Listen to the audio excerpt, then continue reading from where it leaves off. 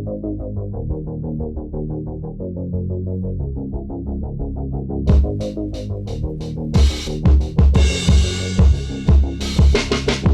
guys, thanks for tuning in to Tomigo's YouTube channel. This is Cheney180. Today we're going to be taking a look at the Premium DNA Toys General Vermin from Battletoads. He's not as big as Slaughter, but this guy's beefy. If I could say one thing about him, he's definitely, he's heavy. This is a heavy figure. Let's go ahead and take a look here at some of the sculpt and paint applications that we have. So I'm not used to doing videos on figures this beefy, so you have to apologize if my production quality isn't all that great.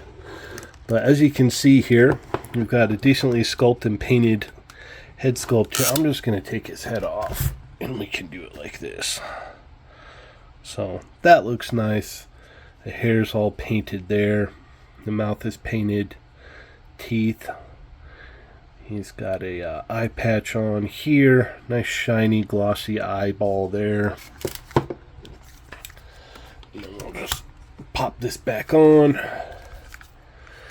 As you can see, the toenails here look nice. Nice paint applications here on the hands as well. He's got purple on the belly, some nice ripping on the pants, some texture to the pants there. Spikes are really nice. They're super hard though, so be careful with those. And he's knocking over everything. This guy's huge. And he's not even the biggest character in the line. But yeah, I do like this. It's nice and solid. Well, you don't have to worry about any of that falling off.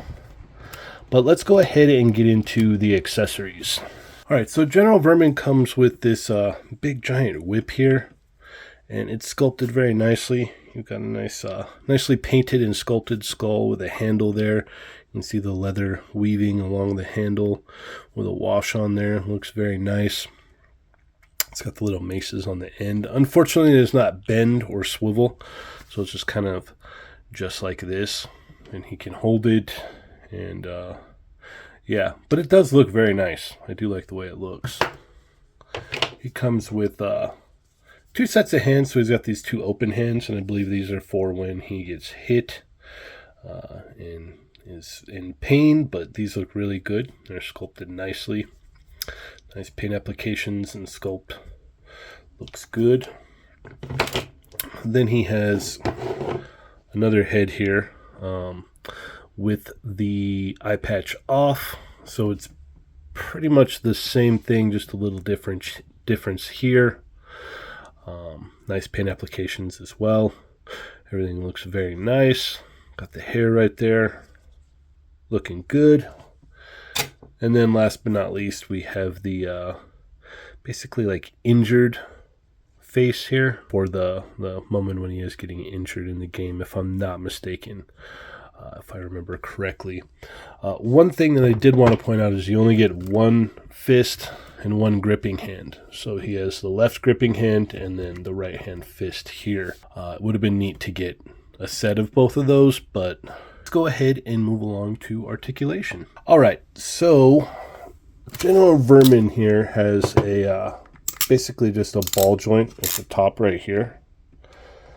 That pops his head on and allows for semi-decent range. The arms do go all the way around.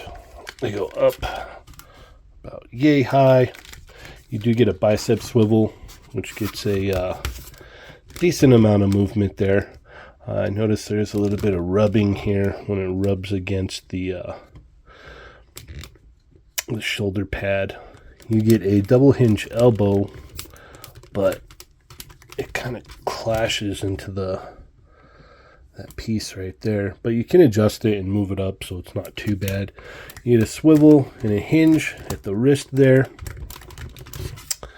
You also have a top torso joint and a swivel at the waist, so you've got a little bit of forward, not a whole bunch of back, and then swivel all the way around. You've got a ball joint in here, and I think there's a tiny bit of thigh swivel in there. You got double hinge knees right here, and you have a hinge and a swivel for the ankles. Now, one thing I did want to mention with this guy is his top torso is insanely heavy. It's just a massive chunk of plastic. For some reason, it's very, very heavy. So the hips on this and the knees and the ankles are already getting loose. So just, if you found this for discount or whatnot, it's something just to note, So you want to make sure it's in a nice sturdy place if you do end up picking this guy up. But let's go ahead and check out some comparisons. Here he is next to Porka Pig and Rat Bones, and he is with the legs kind of like squatted down a little bit over 12 inches there. So he's more so beefy than tall. That's what's wild. Here he is next to Rash and Zitz from Premium DNA as well. Here he is next to the Super 7 Raphael and the Atunchi Studios Eerie. Then we have the Jaded Toys Chester Cheetah and Jaded Toys Mega Man. Alright, so final thoughts on General Vermin here. As I said before, I'm not extremely hugely familiar with Battletoads. I do like what they attempted with this guy, but my main thing is the top of this figure is so heavy it bears down on the joints.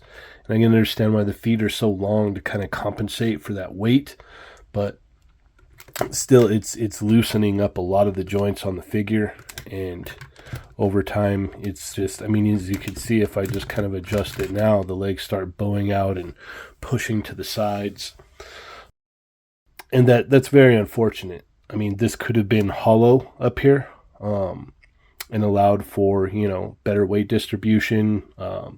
It would have made things a lot easier to pose.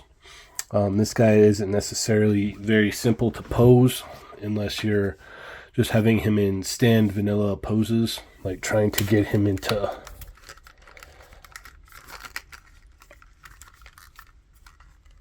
dynamic poses is tough because the legs start to go out from underneath him. As you can see here, the legs are just bowing out from underneath them, and that's unfortunate. I do like the sculpt and the paint applications on the figure, though. They do look nice.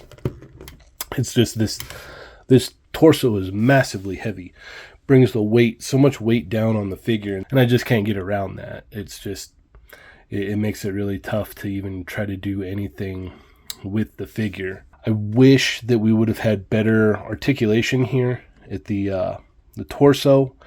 The waist swivel is nice. There needs to be a little bit more here in the ankles. The arms came out nice, though. I like the range on the arms, and as you can see, I'm just trying to adjust the arms, and his legs are just giving out underneath him. So out of all of them, I think this one, it looks cool, but it's just so heavy. It bears so much weight on its own self that it makes it not so much fun to mess with, in my personal opinion. Maybe this is just mine, and this isn't an issue with anybody else, but he's a hefty figure for sure. I would have preferred some better articulation range at the hips here to kind of add to some dynamic posing.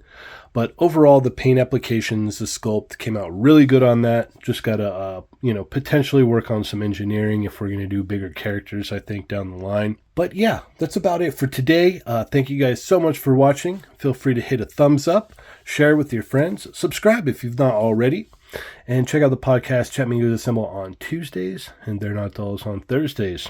Take it easy, guys.